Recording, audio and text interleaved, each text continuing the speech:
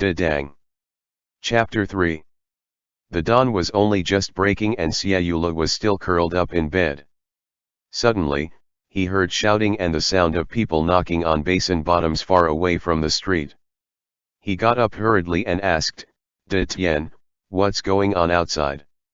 His servant was carrying his shoes while shouting outside his bedchamber, "No idea.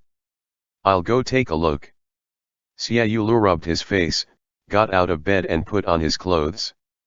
As he fastened his belt, his servant rushed back and said angrily, "Looks like someone is cutting down the trees. Every owner is running out of town to check on their own." "What trees?" Xiaoyula didn't even bother to put on his hat before he hurried outside. "The dwarf pear trees," said the servant named De Tian as he followed him. "It's our special breed and is especially fragrant. They were offered as tribute to the imperial family in the past few years." Xiaoyula unlatched the door. As soon as he pushed it open, he saw people scurrying towards the city gate in the dusty street, holding rods and sticks in their hands. Without thinking twice, he stepped over the threshold and joined them. The pear tree woods were in the north of the city, less than half a li away from the Taiping Gate. A flag was put up by the woods, which could be seen standing from a long distance. There was a big red circle with the character G on it, representing the Weaving and Sewing Bureau.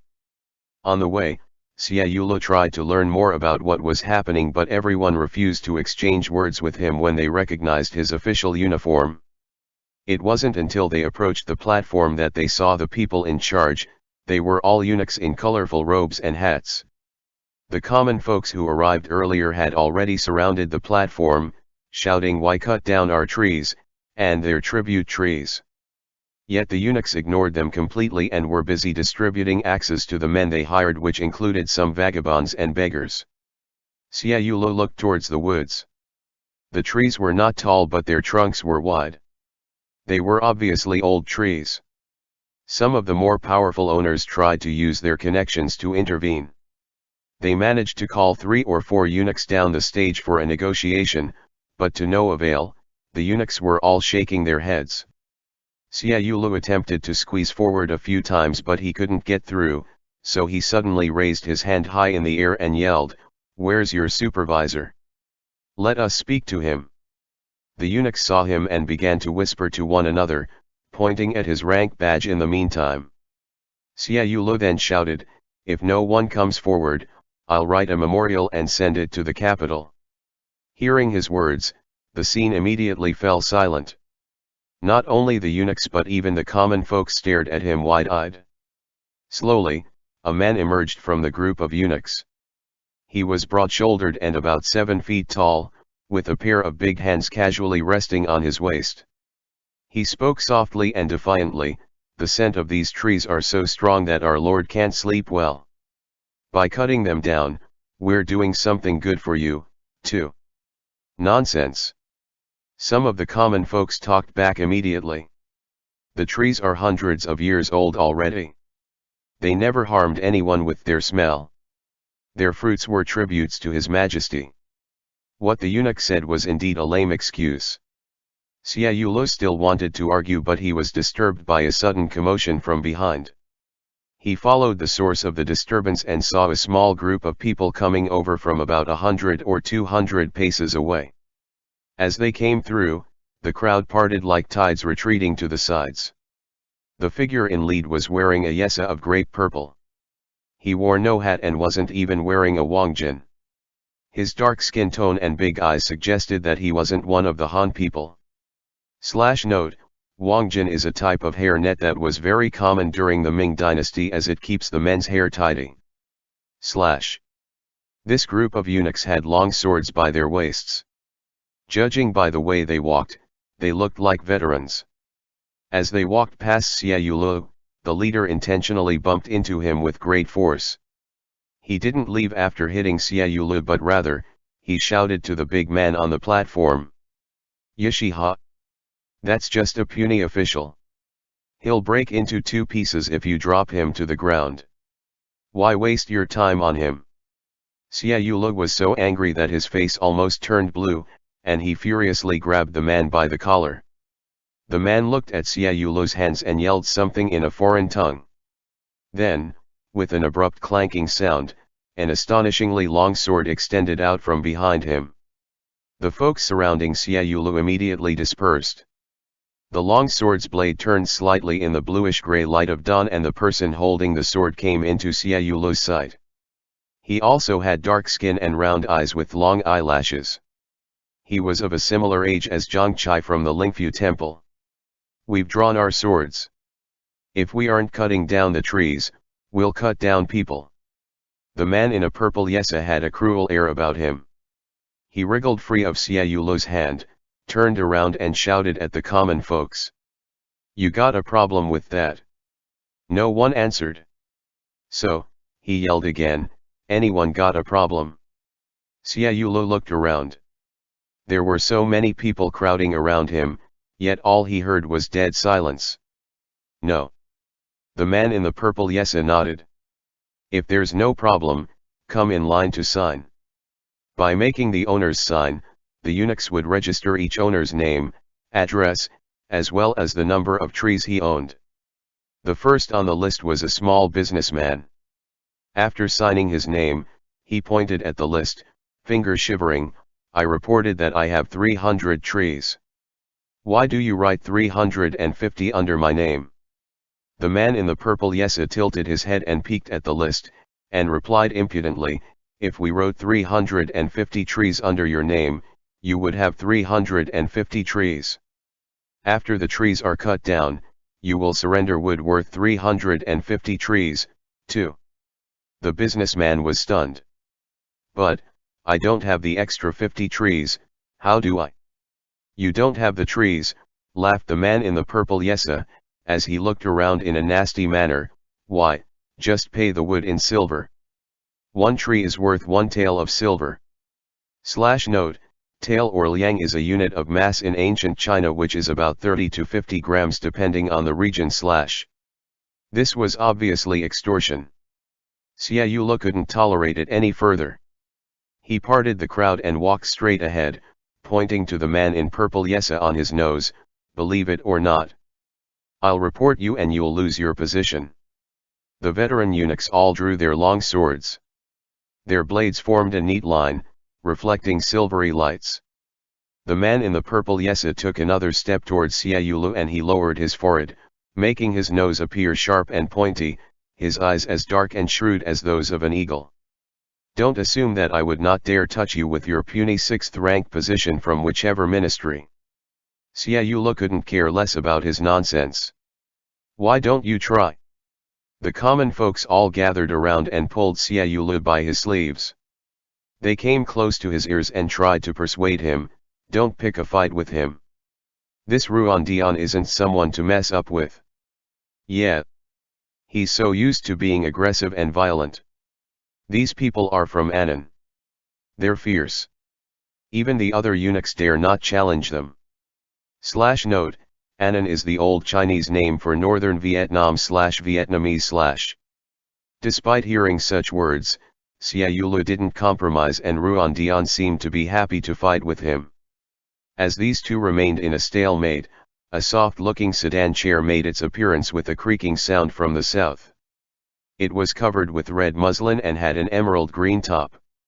Apparently, it was a female sedan chair belonging to the entertainment district. Ruan Dian's expression suddenly changed. He waved at his men as a gesture for them to put away their long swords. He walked past Xia Yulu and approached the sedan chair in an extremely flattering manner and discussed some urgent matters with the young courtesan in the sedan chair, who used a handkerchief to cover her mouth. Ayaya, the common folks were the best at guessing the gossip. "She came for the trees." "For sure." "Indeed," the young courtesan pointed at the woods behind the platform. "Even courtesan have properties in Nanjing." Xia Yulu was in awe, so he inquired, "Who's that?" The common folks winked at him and said, "She's Ruan Dian's lover. A Yangzhou girl from Zushi." Note, Yangzhou Xiaoma refers to pretty young and eloquent women who appeared in Yang province/country. They were specifically trained for the purpose of being concubines to notable figures in the community/. Someone immediately responded, "That bastard doesn't even have balls. Why visit a whorehouse? What a waste of money." Xia Yulu frowned. These eunuchs were certainly intolerable, but a statement such as that was crossing the line. Further away, the little courtesan lifted the sedan chair's curtain, showing the empty seat within and intending for Ruandian to join her. Ruandian did get in the chair. With a chant from the bearer, the sedan chair turned around and advanced towards the city. Xia Yulu was a stubborn man. Uncompromisingly, he tailed the sedan chair. When Ruandian looked back from the sedan chair's window, he sneered and spat towards Xia Yulu. Zushi was in the northeast of Qiandao Bridge. It wasn't exactly a high-end place, and the visitors were all greeted by unlicensed prostitutes. The labyrinthine alleyway twisted and turned, which looked very complicated. The sedan chair stopped in front of a wooden building that was newly renovated. Ruandian got off the sedan chair and went upstairs. He glared at Xia Yulu as he left. Xia Yulu stood awkwardly downstairs. There weren't many people on the street, and they were all patrons of the courtesans. It felt like any casual look had a tinge of lust. Suddenly, the sound of crying was heard from the small window upstairs. Following the cry was the noise of smashing objects on the floor. "Go ahead. Break things all you want. You can test my patience, and see if I visit you again." That voice belonged to Ruandian. Xia Yulu then heard soft complaints from the woman, "It's just a few trees. Why can't you handle it?" The window was abruptly closed from the inside with a loud bang, which immediately made Xia Yulu feel suspicious. This entire incident was suspicious. The powerful eunuch of the Weaving and Sewing Bureau, Liao Jixiang, had been in Nanjing for several years, and the pear trees were around these whole while. He could have done it much sooner. Why must he cut them down now? If he were only cutting down the trees to extort for some money, it shouldn't do any harm if Ruandian kept his lover's trees. What made this so non-negotiable then? Loud footsteps sounded, apparently coming from the staircase. A robed figure appeared from the corner of the corridor. It was Ruandian, and his lover was still crying upstairs. Xia Yulu fixed his gaze on him with a stony expression, and what he felt towards Ruandian was less of anger and more of perplexity. Ruandian seemed to comprehend the meaning behind his gaze, as he no longer had the violent and nasty attitude. He looked the other way as he walked by Xia Yulu, who grabbed him by his arm. "Do you really have to cut down the trees?" Ruandian pushed his hand away without a word. He only replied as he was just about to get into his sedan chair, "Not a single tree is allowed to exist." ******. Chu Feng was sitting in his soft sedan chair with blue curtains, bouncing slowly on the street in front of the Ministry of Revenue. He opened the window of the sedan chair and asked his servant, who was walking behind him, "What's going on today? It looks chaotic everywhere." It was said that the Weaving and Sewing Bureau is cutting down the pear trees. The servant smacked his lips. The common folks were getting insane about it. Pear trees. Chu Feng was still having a hangover from the banquet last night, so he closed his eyes and rubbed his temples. "That's ridiculous. Our family doesn't own trees anyway." The servant was gloating. "Let them make a scene." Chu Feng didn't reply. He couldn't be bothered less about these chores. He cast his glance casually outside his sedan chair. It felt as though the entire Nanjing city was bloating. Every pedestrian looked anxious and was rushing. The street had a restless air about it. "Why are they cutting down the trees?" "Dunno," the servant answered.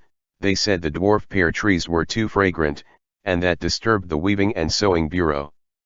"What a shitty excuse." Chu Feng sneered.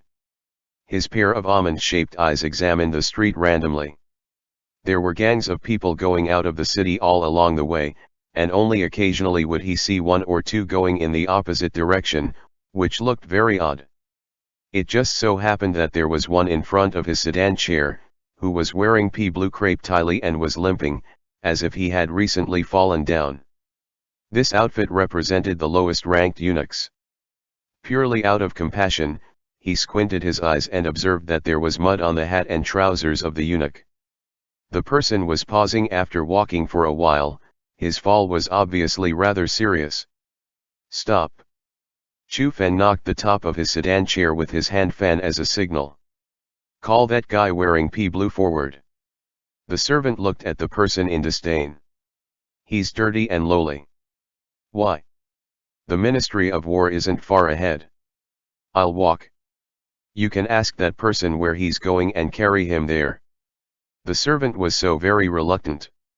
Such an order was a direct insult to him, a servant of the government-appointed officials, so he asked, "Doesn't the young master hate these manhoodless eunuchs?" Chu Feng's expression turned cold. "What? Are you resisting my order?" The servant replied, "I dare not," and immediately ran towards the eunuch. Chu Feng alighted his sedan chair, his head tilting slightly upwards. Elegantly, he showed off his slim waist and made way. He didn't even stop as he passed by the poor soul, and he was only willing to share a brief, proud look towards him. However, Chu Feng was stunned as he set eyes on him. This eunuch had an oval face, a pair of phoenix eyes, a high nose bridge, and a small mole under his right eye. He recognized him. He was Liao Jixiang's right-hand man, Jin Tang from Jiali. Jin Tang had recognized him, too. Although these two weren't acquainted, they had met one another during official meetings. He was half turning and lifting the front flap of his robe, obviously about to get into the sedan chair. Yet now he looked hesitant, as the sedan chair belonged to Chu Feng. These two stared at each other awkwardly. If Chu Feng had known it was him, he would definitely not have felt sympathetic towards him, nor would he have offered him his sedan chair. Jin Tang understood that as well, and a sharp disgust flashed in his eyes the moment they saw each other. Jin Tang offered greetings first, and Chu Feng immediately returned the greeting with a fist and palm salute. Both were silent. Only after some time did Chu Feng uttered a few words in awkward embarrassment, his teeth gritting, "My apology for being impolite." Jin Tang's face was expressionless, hiding his emotions well. He explained in plain words, "I'm out for an errand and bumped into the folks rushing out of the city." What kind of errand would require him to dress up as a low-rank eunuch? Chu Feng pretended not to notice. His eyes moved away from Jin Tang as he pointed unenthusiastically towards his sedan chair. "Please get in." Chu Feng felt extremely conflicted. It was one thing to care for a young, low-rank eunuch out of a whim, but quite another to offer one's sedan chair to the right-hand man of a powerful eunuch. If any word of what happened today got out, he wouldn't be able to defend himself. Jin Tang understood the situation well, so he felt somewhat grateful towards Chu Feng. Yet, the disdain in his eyes was also genuine. He pursed his lips and rejected the offer, not knowing whether his refusal was due to his hatred for Chu Feng or simply because of his poor self-esteem as a eunuch. "There's no need. I can walk." Chu Feng was taken aback, yet he felt enlightened too. His disdain towards eunuchs, which he thought was very well hidden, was all revealed in front of Jin Tang. "Do sit," he insisted. Since they understood each other well, there was no need to pretend. "It doesn't look good when you're limping all over." Jin Tang glanced at him shrewdly, then lowered his head. He appeared a little feeble. It was that kind of frailty which couldn't stand any weathering. If he were a woman, he would have provoked tender feelings in the opposite sex. However, he was way too delicate as a man. As if in slow motion, Jin Tang shook his head. "There is no need. Thank you. He is so stubborn." Chu Feng thought as he smiled warmly, "If you insist. Please walk slowly then." Just like a pair of leaves, which separates and flies towards opposite directions with a blow of the wind, these two each went their own way. Chu Feng got into his soft sedan chair and dropped the curtain. The sedan chair was lifted, and the bearers took their steps with the sedan chair shaking over their shoulders. The shaking sedan chair gradually moved past Jin Tang, who was dragging his injured foot as he limped further and further away. Chu Feng said to himself, "Where did he come from? From the Lingfu temple, the servant replied indifferently outside the sedan chair, with that obvious limping, I saw him a while ago, ever since he came out of the forked road leading to the Lingfu temple. End chapter. Dang. Chapter 4. Xia Yulu returned home from the Ministry of War and had some dinner, which consisted of a plate of dried bamboo shoots and a plate of tofu. Then he washed his hands with De Tian waiting on him. In the meantime, De Tian was insisting on knowing the state of pear trees outside the city, to which he gave a tired and perfunctory reply and walked into the study without another word. On the desk of his study was a neatly folded letter that he forgot to take with him in the morning. When he noticed it, he felt a warm sensation rising in his chest. After checking the time by the color of the sky, he tucked the letter in the pocket close to his chest and went to Lingfu Temple.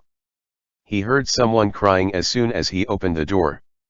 The cries sounded far away, probably 1 or 2 blocks from where he was, and reached him via his window. The desolate voice belonged to a woman. Hearing that, Xia Yulu sighed and prepared to step outside. Just as he was about to do so, he heard another cry from the street in front. The cries soon appeared all over the city, with one dying down, another would rise, as if they were competing against one another. It didn't take him a second to guess that the cries were because of the trees. Xia Yulu retreated into his chamber. The letter in his pocket was growing heavy, so he took it out. With just one corner unfolded, he saw the exquisite, small characters that took him considerable efforts to write. I wonder, wouldst thou appreciate their beauty as I do? Let's wait till Gyu in March, when the garden cometh to full blossoms, whose appearance is gorgeous and whose smells. He suddenly crumpled the letter into a ball and threw it into the burning charcoal. Some folks were losing their livelihood, yet here he was, indulging in the fancy play's words. But, where could he vent the anguish in his chest that had nowhere to go? He grabbed a random piece of paper, fetched a large calligraphy brush, dipped it in thick ink and wrote down 5 words in one go, "Thou art my salted plum." Without the saltiness or the sourness of the salted plum, one's mouth would feel quite dull. The salted plum was exactly like these letters that carried his feelings, they were the only flavorful element in his days in Nanjing. Not even bothering to spare another minute to wait for the ink to dry, Xia Yulu folded the paper carelessly and held it in his hand as he stepped outside. Seeing him, De Tian stopped tidying the baskets in the yard and stood up immediately. "Open the door," Xia Yulu said as he tightened his wangjin. Dian Tian dropped the basket to catch up with Xia Yulu and removed the door latch for him. Outside the door stood a man wearing a black gauze cap who was about to knock on the door. Xia Yulu recognized the man's face, which belonged to a clerk in his ministry, so he asked, "Is something the matter?" The secretary bowed as he replied, "Deputy Minister Ye is asking for you. Please come right away." It is obviously about official business, so Xia Yulu turned around. Without asking, De Tian had already run out of the house with his official's hat in his arms, so Xia Yulu took it and put it on and asked as he walked, "Who are in the ministry?" "The minister, His Excellency Lu, and Deputy Minister Ye." "And you?" Those are all big names, and they were all absent from Zhang Xian's banquet. Xia Yulu paused for a second and asked, "What's going on?" The clerk smiled and replied, "How would this one know?" Xia Yulu smiled back. "He certainly knows. Pray tell, where are you from?" This one was from Kinnan. "Kinnan," Xia Yulu recalled, "so you came from the same town as Deputy Minister Ye?" The lowly clerk kept a secretive look. This one doesn't deserve a connection with him. After a while, as if he couldn't contain the secret any longer, he whispered, "My family lives directly opposite the Ye family, just across the street." Politely and humbly, Xia Yulu stretched out his hand and gestured to the clerk to walk in front of him, and he himself retreated half a step at the same time. The clerk immediately put a smile on his face, and he shyly refused Xia Yulu's gesture several times.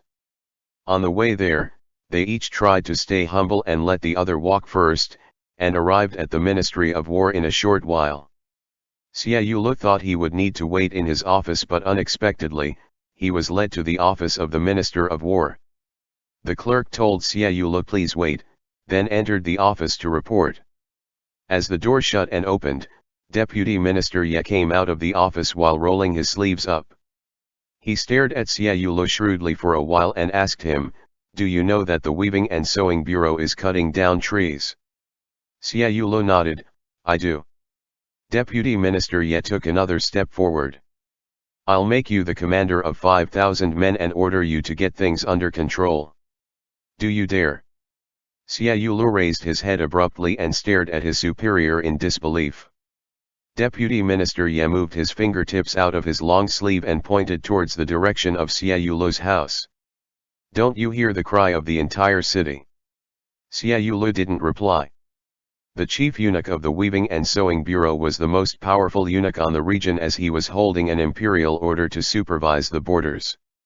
Leading men against him could easily cost Xia Yulu his life, so he inquired, "When do I move?" "As soon as they begin to chop down the trees next morning. There's no time to arrange the army. My men are ready. They're waiting right outside the Shen's gate." Xia Yulu couldn't help but shiver. He knew exactly why they looked for him. He was new here and he had been demoted by the eunuchs, so he should be eager to gain a foothold. "Deputy Minister." A guard called from a distance as he walked hastily towards them, holding an introduction letter in his hand. Deputy Minister Ye was obviously annoyed by the disturbance. Pressing his lips together, he reached for the letter. Yet, his expression immediately changed when he had read what was in his hand. Xia Yulu didn't bother to learn what was happening. All he knew was that he couldn't leave the ministry tonight, regardless of whether he agreed to lead the men or not. Deputy Minister Ye shuffled around the same spot anxiously, and eventually hurried back into his office. He must be discussing it with several people. The meeting went on for a while before someone announced from the room, "Let him in." The guard went to invite the man in, while Xia Yulu was awkwardly left standing in the same place outside the office. As if within a blink of an eye, a young eunuch arrived, alone. He was tall and slim, which made him appear like an elegant jade tree from a distance. He was wearing a half-collared robe of greenish-blue and a tile that was white as the moon, as well as a pair of black boots with a ring of laces. His outfit was inconspicuous at first glance, but Xia Yulu soon discovered that the small official's fan he was holding could easily cost about 50 taels of silver. /Note: T'ili is a type of hanfu worn by men. Xia Yulu was surprised to hear that the clerk addressed the man as Master Mei. The eunuch surnamed Mei cast a warm look towards Xia Yulu as he walked past him. However, Xia Yulu could feel his contempt, as if a petty sixth-rank official was nothing in his eyes. The clerk humbly led the eunuch into the office but excused himself at the office's door. He stood outside the office next to Xia Yulu to make sure that he behaved himself. Xia Yulu understood the situation well and he asked, "Who's that?" Apparently, the clerk didn't want to gossip. Yet he had just had a hearty conversation with Xia Yulu on the way to the ministry, which made him feel embarrassed should he ignore this question. "You'll know him sooner or later anyway," he whispered. "That's one of the Liao Jixiang's deputies in the Weaving and Sewing Bureau, Mei Azha." Mei Azha. What an odd name. Some say he belongs to the Miao people, and some say he's one of the Yi people. Who knows exactly? /Notes: 1. Miao is an ethnic group of people who were from southern China. 2. Yi is an ethnic group of people who were from southwestern China, such as Vietnam and Laos. Xia Yulu tried to recall, how come the Weaving and Sewing Bureau? Yep, there are many foreign eunuchs there. He recalled the eunuchs he saw, including Zhang Chai from Jali, Ruan Dian from Annan, and the one just now, Mei Azha from southwestern region. He also remembered the tall and strong eunuch Yishiha, whose name sounded like one of the Jurchen names. So, Xia Yulu wondered, isn't Liao Jixiang one of the Han people? /Note: 1. Jurchen is an ethnic group of people who were from the northeastern China. 2. Han is the major ethnic group of people in China / he is. The clerk was certain of that. He was in Gansu before he came to Nanjing. He was the general supervisor of weapons in Jiayuguan. Didn't you notice that every junior eunuch under him was equipped with a long sword? Xia Yulu mocked, how could eunuchs fight a war? All they ever do is to act all domineering during a peaceful period but then flee for their lives in a war. Gansu is a miserable place. Thinking of that, the secretary rubbed his hands. In winter, it will snow so heavily that one could lose one's hands and feet to the frost. And when the Tartars raid the city in the middle of the night, you'll be slashed open on the stomach, doesn't matter if you are a human or a sheep. Note, Tartar is an ethnic group of people from the North and Central Asia who were eventually incorporated into the Mongol Empire / In the midst of this heated discussion, the door to the minister's office opened again and Deputy Minister Ye came out to send May Azad off. Both of them appeared odd, especially Deputy Secretary Ye, who seemed like he had something to say but was too embarrassed to do so. May Azad didn't even say a word of farewell. He cupped his fists as a salute, and immediately turned around and left through the way he came from. What was even more peculiar though was Deputy Minister who was just staring as May Azad left but suddenly yelled recklessly, Lord May, please take care. Xia Yulu was dumbfounded. To address a eunuch as Lord was already crossing the line, let alone being so respectful towards him. Deputy Minister Ye turned his head as he contemplated something. When he noticed Xia Yulu, he said plainly, you can go back. Xia Yulu was appalled. Deputy Minister, he asked. Go back, Deputy Minister Ye waved his hand impatiently. The army will withdraw for now. Xia Yulu's stubbornness got the better of him and asked, why? Deputy Minister Ye's lips curved into a sneer, pulling his mustache as he did so. Why should I tell you? Xia Yulu gave him a cold sneer in return. That eunuch brought a list of presents with him, no. Deputy Minister Ye was infuriated. He flicked his sleeves violently and stormed away. May Azad did have a gift list tucked near his chest but it was not intended for the Ministry of War. After leaving the Street of the Six Ministries, he rode past Hongguo Gate and went straight towards Zhang Xian's official mansion in Taiping Lane. Seeing his familiar face, the gatekeeper graciously invited him in without question and obediently addressed him as Master Mei. Zhang Xian's little drawing room was renowned amongst the Nanjing official circles. It was equipped with glass folding screens with natural scenery carved out of agate. The floor had hand-woven flowery carpets by the Hui people installed, and the room had a pair of red Siamese parrots. Even the chains tied on the parrots' claws were pure gold. May Azad sat below the parrot stand and sipped his tea at ease. After waiting for about an hour, Zhang Xian appeared with his long hair hanging loose around his shoulders and only dressed in his inner robes. Notes, Hui is a group of Chinese-speaking people who are Muslim. They mostly stay in northwestern China / At this hour, Zhang Xian whimpered, looking rather temperamental. He took a seat casually next to May Azad with one of his bare feet resting on the edge of the chair. What's happening, Chigur? May Azad cast a sideways glance at him and placed his teacup on the table. Sit properly. Zhang Xian didn't immediately pay heed to his scolding and instead shifted his long hair with his snow-white hands and said, if you have something to say, just get on with it. Gradually, he removed his foot from the edge of the chair to the ground and continued, be quick about it, I'm going to sleep. His lazy, carefree look was accompanied by an expression that made him look almost angry, which was gorgeous. However, as if he was used to seeing it, May Azad reached out and nudged his chin tenderly, there was a new bite mark where he touched, and it was still fresh. You are not going to go back to go to sleep, are you? Zhang Xian's eyebrows twitched slightly and smiled as prettily as a jasmine blossom. Chigur, do you have to be so blunt? Lend me some of your men, May Azad said all of a sudden. Zhang Xian was stunned. He sat up straight and replied slowly while playing with his hair, "For you, you can have as many as you want." In a split second, however, he hummed and half smiled, "But if you're asking for someone else."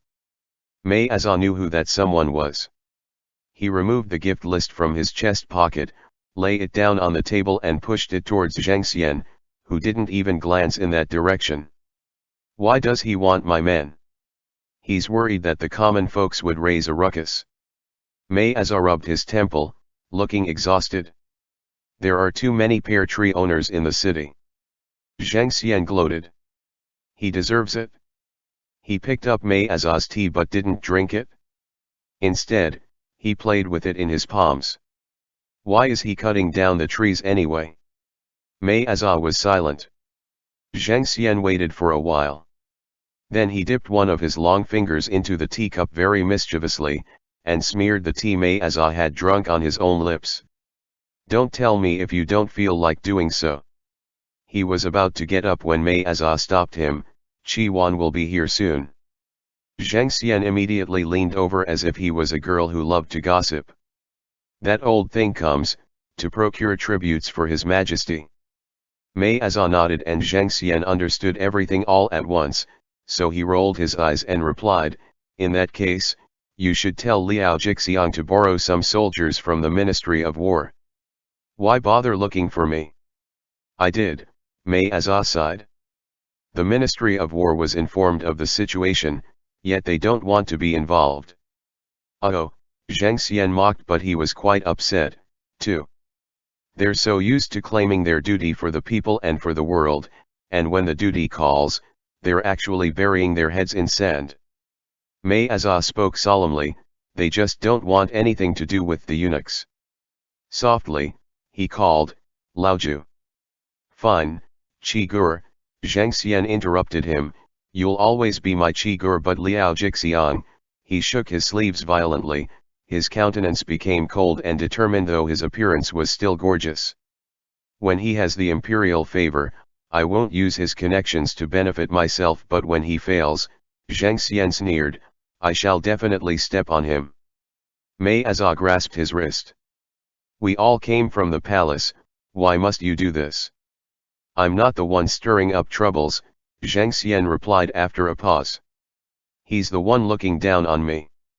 May Azah still wanted to say something, but an old maid ran into the room hurriedly and whispered something in Zhang Xian's ear, so he waved away May Azah's hand and told him, "Let's call it a day.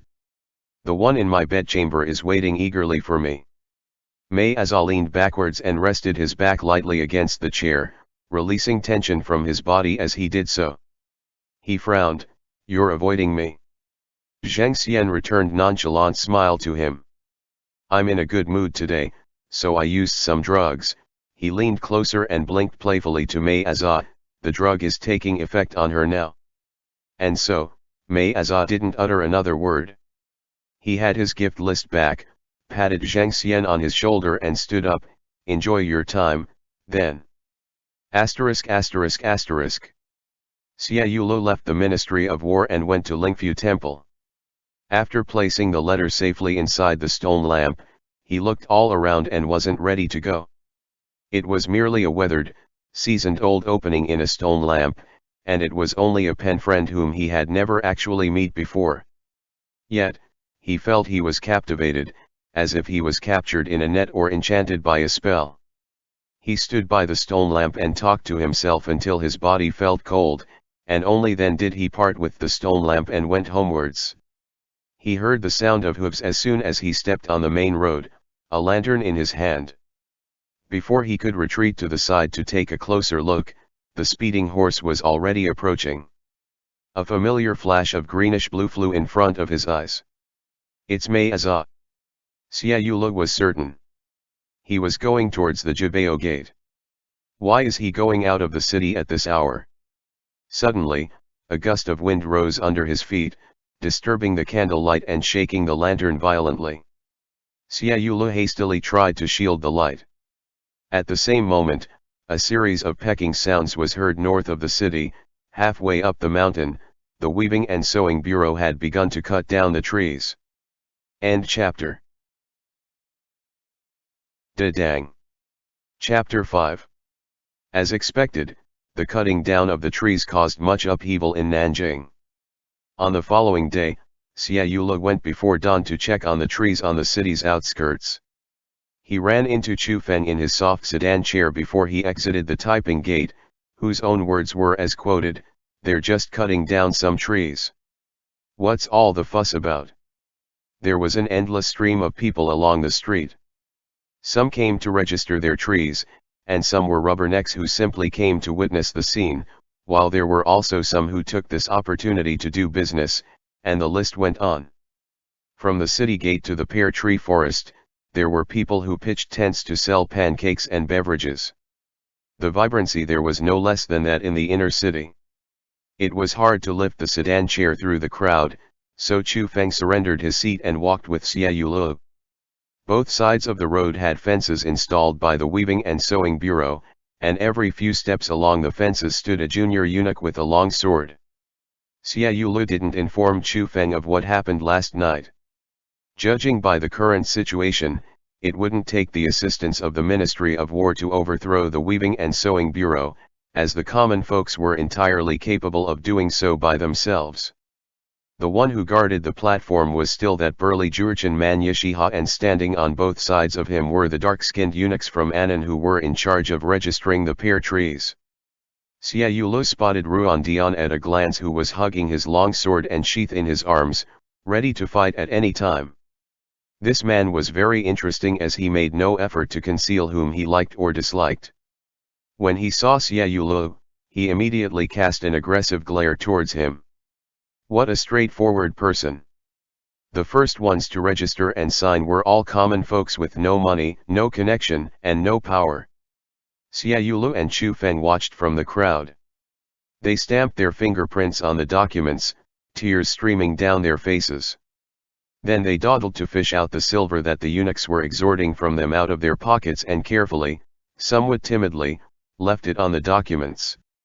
Next, the eunuch in charge of registration shouted at the top of his lungs, and these people who were robbed of their property for illegitimate reasons were pushed and shoved off the high platform like livestock. They've gone too far. Xia Yule went ahead and wanted to fight, but was stopped by Chu Feng, who grabbed him by his wrist. At this moment, someone was barging through vigorously from behind. Xia Yule took an inadvertent glance, and it turned out to be Zhang Chai, whom he had seen at Lingfu Temple. "Come back here!" Ruan Dian yelled suddenly from the tall platform. Xia Yule and Chu Feng turned around and found that Yishiha had jumped off the platform and was pushing towards them, against the flow of people. Almost simultaneously, a person dashed past Xia Yule, making the air swish as he moved, and blocked Zhang Chai's way. Being in close proximity with them, Xia Yule recognized that the person blocking the path was that Annan child who threatened him with a long sword last time. He remembered that sword, which was outrageously long. Zhang Chai stood still and vigilantly confronted him in silence. Both of them were children, but on their faces were the expressions of grown-ups. Xia Yule tilted his head and asked Chu Feng, "Aren't these two both Liao Jixiang's underlings?" "They are." Chu Feng couldn't figure it out either. "The Weaving and Sewing Bureau is different from Zhengxian. It doesn't display its strength often, so I can't see through it." "Aliu, move." Yishiha rushed over, pushing the common people back and forth like a helpless wave as he went through with his broad body, as if he was a strong wind or a violent tide that reached the other end in the blink of an eye. He held Zhang Chai's hand tightly. "Why are you here?" Zhang Chai was only as tall as his shoulder. He leaned close, as if he wanted to throw himself into his arms. "I came to see you." "Go, leave." Yishiha didn't let go of his hand. "This place is a mess. And if your brother finds out?" "I'm not afraid to be found out."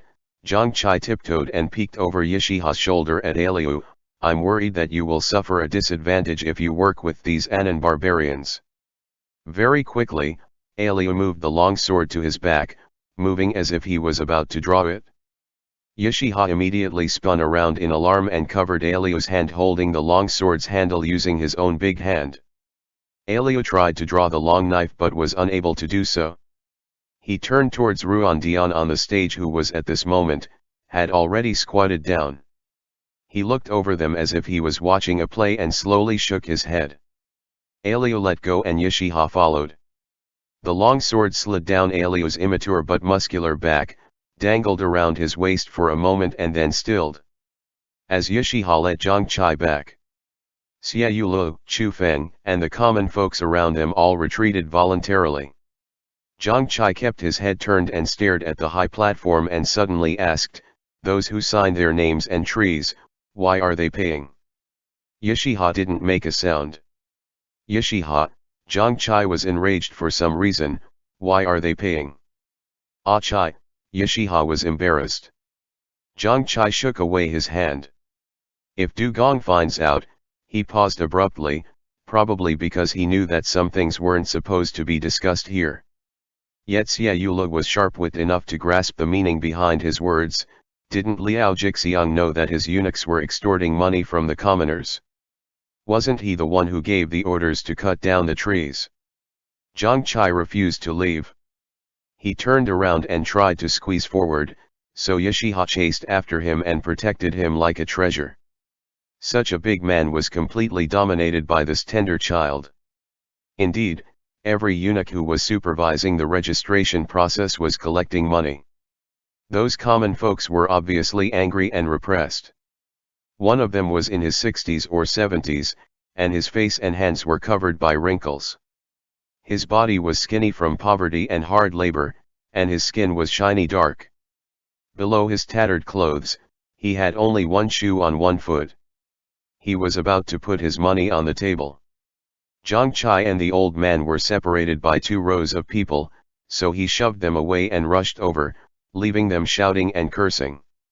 Over there, the money had already left the old man's hand, so Zhang Chai snatched the copper coins in mid-air and with a slap, he placed the jingling coins back into the old man's hand. "Go." He gently pushed the old man. The eunuch in charge of registration stood up abruptly. "Chai Ge air." Zhang Chai widened his eyes and stared at him sharply. "Do you have the position to argue?" Yashiha tugged at his slender waist from behind while Ruan Dian approached them unhurriedly, hugging his long sword. "Zhang Chai, Du Gong tasked me to cut down the trees. Why are you Jailians tagging along?" Zhang Chai stared at him with hatred. He was obviously furious, yet he looked like he was about to cry because of his childlike face. He fetched 2 silver leaves from the pocket of his belt and smashed them on the table with a deep bang and asked, "Is that enough?" Ruan Dian was somewhat embarrassed as he looked at Zhang Chai with a frown, then he smiled suddenly and turned to order Yashiha. "Neo, why don't you escort your living bodhisattva away?" Note, Neo refer to the guardians of Buddha, which can be seen standing at the entrance of many Buddhist temples in East Asia. Yashiha reached towards Zhang Chai, who resisted his touch violently and shook his arms. "I can walk by myself." He took 2 steps and paused again, turning around to look at Ruan Dian on the high platform. "Things will go wrong if you keep doing this." Ruan Dian pretended to hear nothing as he strode towards the other end of the stage. Yashiha chased after Zhang Chai and tried to persuade him, but Zhang Chai pushed him away again and again. Xia Yulo saw the child rushing forward in rage, his left hand tightly clutching the long sword at his waist. Suddenly, a stone flew out of nowhere and audibly hit him on the corner of his forehead. The child didn't make a sound and collapsed on the ground as if his tendons and bones snapped. Yashiha dashed over like he had lost his mind and trembled when he turned the boy over. His left temple was gashed open by the stone and the blood was flowing all over the place. Ruan Dian saw it from the high platform, so he drew his long sword and threw the scabbard at his feet with great force. "Which cursed soul did it? Find him!" His men all sprang into action. Those who had long swords, all drew out their long swords. Judging by the direction of the stone, it was thrown from the 2 rows of people Zhang Chai knocked over just now. Alia went straight for the mob. Seeing that the eunuchs had their weapons drawn, the common folks also picked up their tools as defense. The scene suddenly became chaotic. Xie Yula followed Aliu and squeezed forward, and noticing his action, Chu Feng also dived into the swirl of the crowd. Asterisk asterisk asterisk. In the study, Jin Tang lifted his right sleeve with his left hand, and in his right hand was a large calligraphy brush freshly dipped in thick ink, moving on a piece of white rice paper. The young eunuch grinding the ink stick on the inkstone next to him clapped and enthusiastically exclaimed, "Gong Gong's calligraphy is fantastic. How neat and passionate this calligraphy is." Jin Tang dropped the calligraphy brush in satisfaction. "What a pleasure to learn from Du Gong's calligraphy by writing a plea to my emperor." He was just about to pick out a private seal when a junior eunuch hastily ran in. He swallowed nervously and said, "Gong Gong, please go and check, Chai Jie's head was injured by the mob." Jin Tang's face went pale instantly and he appeared panicked. With his left hand letting go, the wide silk sleeve dropped into the pool of ink and was stained thoroughly. Supported by two young eunuchs on both sides, he stumbled outside towards the door to Zhang Chai's chamber and pushed the door open. Yashiha immediately stood up by the bed. The moment Jin Tang saw him, his face frozen up. He stood at the door and stretched out his hand with his palm facing up. A young eunuch stepped into the chamber, removed the feather duster from the vase and placed it respectfully in Jin Tang's hand. He held the duster upside down, darted over and whipped Yashiha dozens of times and only threw the duster on the ground when he felt exhausted. Then he yelled, "Get out!" Yashiha kept his head down and muttered, "There was rioting to the north of the city." Jin Tang's cheeks twitched. Noted. Yashiha turned around and left. Jin Tang violently kicked the feather duster away and shouted furiously, "Forbid that Jurchen from entering this chamber ever again." "Brother," Zhang Chai woke up and called to him softly. Jin Tang hurried over and wrapped his tiny hands in his own, not daring to check on his injury. The cloth that served as a temporary bandage and the dried blood on his forehead almost made him cry, "I warned you not to go. Not to go. But you just won't listen to me." Zhang Chai didn't respond but gently scratched the palm of Jin Tang's hand with his tiny hand. And just like that, Jin Tang's heart softened. "I was just going for a look," Zhang Chai pouted like a spoiled child. "I was afraid that they would bully him." Jin Tang was at a loss for words. "Who could bully such a tall man? But he's close to me. They'll give him a hard time." Jin Tang was so angry that his chest felt tight. "Close to you, huh? What do you know about being close to someone?" Zhang Chai's lips pursed and this time, tears really flowed down his cheeks. "I'm always thinking about him and he's also thinking about me.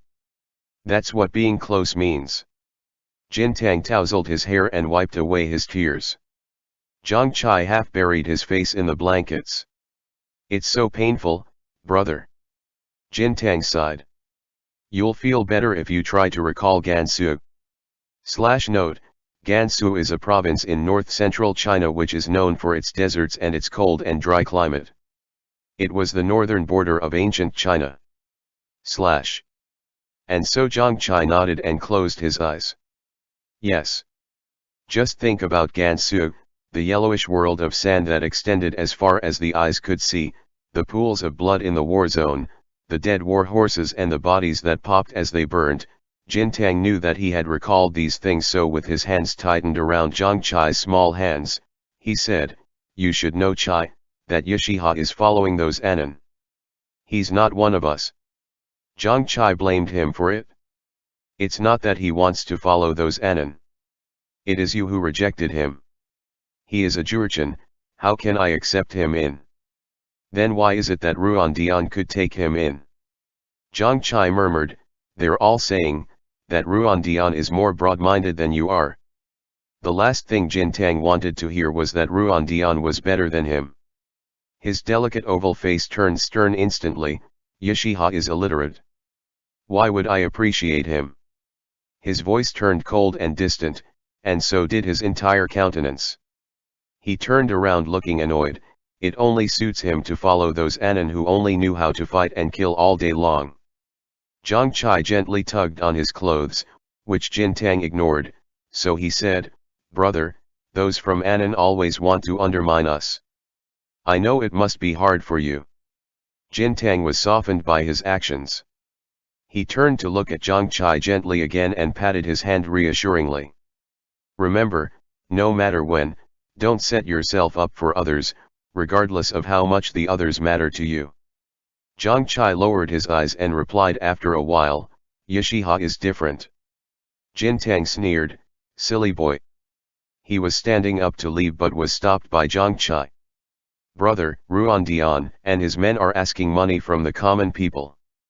Jintang was not surprised at all. He nodded and said that he understood. An inadvertent glance towards Zhang Chai diverted his attention to the cloth wrapped around his head. It was the hem of a man's inner robe. The fabric was of poor quality, which was not something that eunuchs would use. "Who bandaged your head?" "I don't know," Zhang Chai said listlessly. "Yashiha said it's an official." "An official?" Jintang wasn't convinced. "A low-rank official," Zhang Chai said. "Yashiha has met him before. He's new to Nanjing, so we don't know his name." Like a gentle mother, Jintang tucked in the quilt for him. "Be good. Get some sleep." ******. Xia Yulo's hand was injured and he couldn't move half of his left arm. Today, the common people were fighting for real. They had their hoes and rakes ready, yet the weaving and sewing bureau was still arresting people. Once they saw that those arrested were locked up, the common folks stopped rebelling. However, Xia Yulo knew that this was merely the calm before the storm. He was afraid that there may be even stronger and more perilous tides waiting in the future. He arrived at Lingfu Temple at dusk. At first glance, the stone lamp seemed to be empty, but he refused to believe his eyes and reached into the lamp. Eventually, he fished out a small bamboo fan with a narrow surface and a slender bamboo handle, so he unfolded it slowly. On one side of the fan was a colored Chinese painting of plum blossoms, which occupied half of the surface, and on the other side were 5 words in a willowy font, sprinkled with golden flakes: "Thou art my boat and oar. Thou art my boat and oar." Xia Yulu read the sentence again in surprise. This was different from the previous letters, as it wasn't a shallow and superficial ode to the wind and the moon. Rather, it's more of expressing one's true feelings. These words convinced Xia Yulo that his correspondent might have encountered something challenging, and Xia Yulo's presence was a tiny boat on the lake of his heart, which was capable of carrying him towards the harbor of freedom and across the town of bliss. I longed to see him. Xia Yulo had never wanted to see a person so badly that it was almost a torment. He was eager to meet him right now. In his feverish mind lingered that sentence, yet he couldn't find a calligraphy brush and ink to write it down. He wanted to ask. "We have since known each other long in the realm of dreams. Shall we now step together into the mortal world and make acquaintances?" End chapter.